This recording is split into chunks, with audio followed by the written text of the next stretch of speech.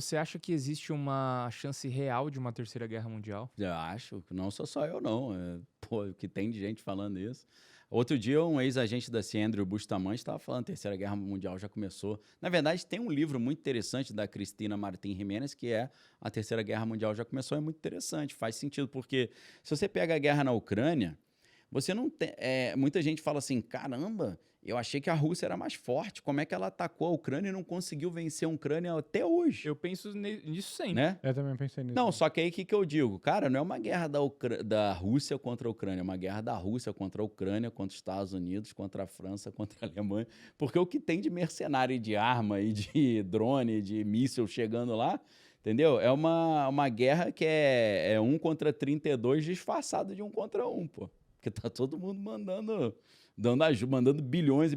Ó, os Estados Unidos mandaram 140 bilhões para a Ucrânia e eles só investiram 60 em defesa. Os caras falaram, e o resto? Pô, não sei, cara, o que aconteceu? Sumiu, né? Então, assim, é muita grana entrando, é muita arma entrando, é muito mercenário entrando. É claro que aí a Coreia do Norte começou a mandar a gente também para ajudar a Rússia. Então, se você pega, poxa, a OTAN tem 32 membros. Aí você tem 32, mais a Rússia, com o apoio da China, com o apoio da Coreia do Norte, com o apoio do Irã. Você já tem o quê? 40 países, né? Isso já é guerra mundial, pô, entendeu? Então já meio que já tinha começado. Aí agora, né, os Estados Unidos, junto com Israel, mataram lá o Ayatollah Khamenei. O que o Irã fez? O Irã atacou o Bahrein, Omã, Catar, Kuwait. De cara, eles atacaram 11 países. Aí você fala, pô, já tem Israel e Estados Unidos, 2. Você bota mais 11 e já tem 13.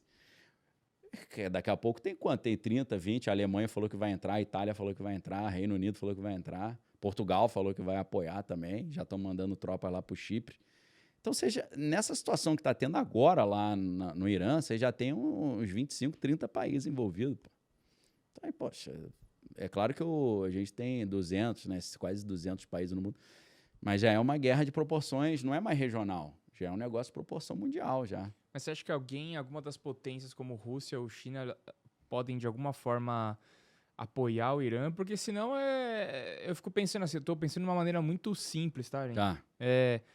Pô, os caras, sei lá, Rússia, China podem falar, ó, Estados Unidos, os caras aqui estão causando uma bagunça aqui, vamos acabar com isso logo, vamos se unir aqui nós três, vamos cimentar os caras ali, acabou, entendeu? Nós vamos construir uma praça em cima do Irã, vai ser outra coisa, acabou e vamos tocar nossa vida agora, entendeu? Mas quem diria isso? A China? As grandes potências que dominam, tipo assim, a China, a Rússia, falam assim, olha, ou então, ou não, ao contrário, a China e a Rússia vão se incomodar com o que está acontecendo ali e podem apoiar a causa do Irã, não sei. Então, tem Porque gente... aí seria catastrófico. Sim, tem gente que fala assim, não, a China adota mais uma postura de neutralidade, ela não quer se envolver, mas se dá mal também, porque está já sendo prejudicada no petróleo aí de uma forma muito forte. Mas o que eu acho que é um ponto que é pouco falado... Porque eu penso assim, ó, só te interrompendo, Fica à desculpa. vontade. Pra virar uma guerra mundial, assim, que você fala assim, não, agora deu ruim, tem que entrar as grandes potências nucleares Sim, Juntos. no né? jogo. sim, Que depois, Uma contra a outra, na verdade. né, que seria a Rússia e China. sim. Então, a ideia aqui é o seguinte, nos anos 70, o Henry Kissinger, que era o secretário de Estado, ele montou uma estratégia para conter a União Soviética, principalmente a Rússia, que era o seguinte, vamos apoiar a China, vamos fortalecer a China, vamos fazer uma aliança com a China para que a China seja um amigo nosso freando o avanço soviético. E aí vem aquela visita do Richard Nixon à China, né? E aí o Henry Kissinger escreveu um livro chamado Sobre a China, On China, que virou um clássico da geopolítica. Então, a doutrina Kissinger era nós americanos, apesar de que ele era alemão, né? Heinz Kissinger é o nome dele. Nós americanos vamos nos aproximar da China para conter a Rússia. Agora, a galera está chamando a atual postura americana de reverse Kissinger, Kissinger invertido, que é, em vez dos Estados Unidos se aproximar da China para segurar a Rússia, os Estados Unidos se aproximarem da Rússia para segurar a China. Então, hoje, a relação entre os Estados Unidos e a Rússia, principalmente a relação Putin-Trump, uma relação muito boa, né? Então a Rússia já não vai entrar. Eu acho muito difícil a Rússia entrar nessa jogada. E a China vai tentar ao máximo não entrar também, porque a China tem uma doutrina militar de mais... A gente quer ganhar no comércio, a gente não quer ganhar na briga, né? A gente não quer uma guerra aberta. Inclusive porque os Estados Unidos controlam todos os gargalos da logística mundial, né? Controla o Canal de Suez, tem como controlar o Estreito de Hormuz, então o Mar Vermelho também, o Estreito de Bab el-Mandeb. Então, se os Estados Unidos quiserem, né? Lembrando que a China ela importa muito petróleo e muita comida, você deixa a China sufocada. Você faz um bloqueio, tipo o que Napoleão tentou fazer com o bloqueio continental da Europa. Você faz um bloqueio naval contra a China, você destrói a China. Então a China sabe disso, das suas vulnerabilidades, por isso que ela está ali no sapatinho. Mas como é que essa guerra mundial provavelmente ela evoluiria? Na briga entre Estados Unidos e Israel com o Irã, nessa ideia dos iranianos de não vamos deixar barato, eles podem usar armas nucleares. E é isso que provavelmente eu creio que vai acontecer. Eu estou falando isso desde 2023. O que está no planejamento é esse conflito. E lembrando que Israel existe desde 1948, né?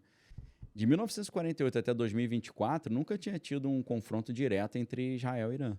Isso é uma coisa, uma encrenca direta entre Israel e Irã, é um negócio inédito, né? A primeira ofensiva foi em 2024, e aí em 2025 teve essa guerra dos 12 dias, né? Que os americanos mandaram aqueles bombardeiros B-2, né? Que é o Stealth, né? Que é tipo um triângulo, né? Parece uma aeronave alienígena que explodiram lá as usinas de enriquecimento de urânio e agora está tendo essa encrenca.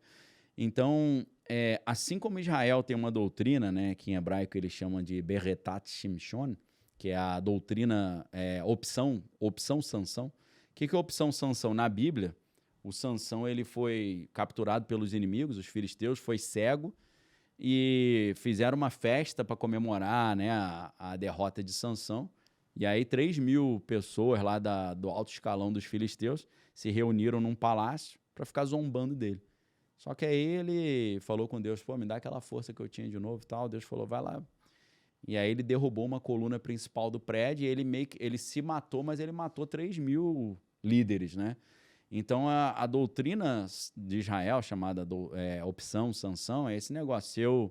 Se eu sentir que eu vou pro buraco, eu mando todo mundo pro buraco junto comigo. E não é só os países árabes, não. É mandar míssil para tudo quanto é lado. Até pra Europa também. Tipo, não me ajudaram, vão se dar mal também. É claro que o Irã tem um negócio desse também. Mas aí você fala, mas o Irã não tem armas nucleares. Aí que entra a questão.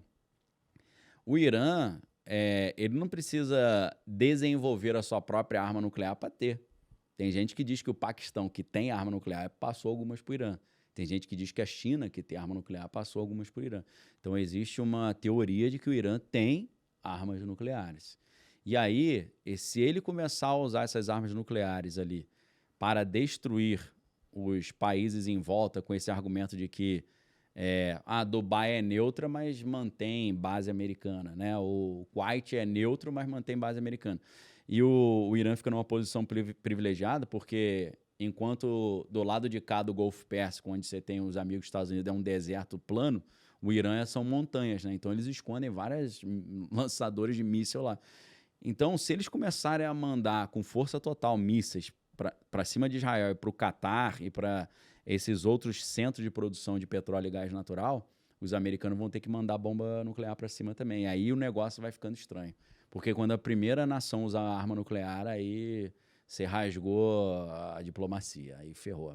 Aí começa a terra sem lei, aí vira Mad Max. Então, Cara, mas acho que a maior preocupação é que qualquer bomba nuclear hoje é um estrago que ninguém consegue mensurar ali. Porque, tipo assim... Elas são muito maiores do que as bombas da guerra, né? Não, mas essas que teoricamente que eles usariam são as bombas nucleares táticas, que são as menores, que o impacto é menor. Mas mesmo assim o impacto é bizarro. Mas o conceito de você usou uma bomba nuclear é um negócio assim que nunca aconteceu, a não ser no Japão. Só teve ali. Ninguém nunca mais usou numa guerra. Os fizeram o teste. Então isso ia destruir todo o direito internacional, a geopolítica. Então aí você entra num território do desconhecido, do caos, entendeu? Então, eu estou tentando responder como é que começaria essa terceira guerra. Aí você pode ter a China falando, cara, agora eu vou ter que entrar. A Rússia falando, pô, vou ter que entrar, entendeu? Porque virou bagunça. Os caras estão fazendo gol com a mão, entendeu? Acabou a regra, então vamos ter que retornar a regra aí, na Mas se diz que a brutalidade. China e a Rússia poderiam ficar incomodadas dos Estados Unidos e intervir dessa forma. Nesse sentido, De maneira de nuclear. falar, pô, assim não vale. É igual você tá num jogo de futebol, o cara dá um tapa na cara do outro, xinga a mãe, você fala, não, peraí, pô, aí você tá estragando o jogo aqui, pô. É nesse sentido, né? Ó, se vier, eu vou te mandar ali um míssil atômico. Fala, manda, eu te mando outro também. Aí é assim que o negócio vai ficando estranho. É assim que a coisa, dentro das análises de cenário, pode degringolar.